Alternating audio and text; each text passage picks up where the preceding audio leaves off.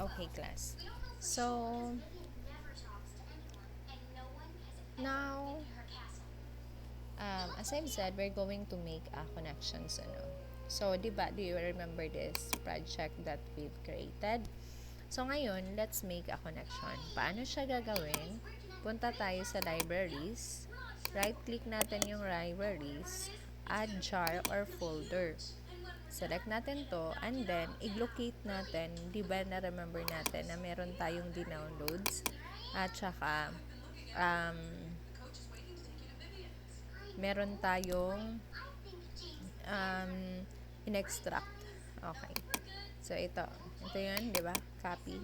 So, open mo siya class, open pa rin, then make sure ito yung sinelect mo. Okay?